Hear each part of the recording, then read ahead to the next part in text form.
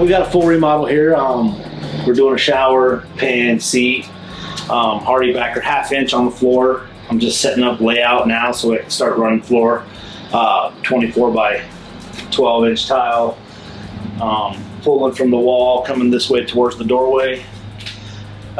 Should probably take us about 5 days to set up everything, get everything laid and grouted. So that's where we're at right now.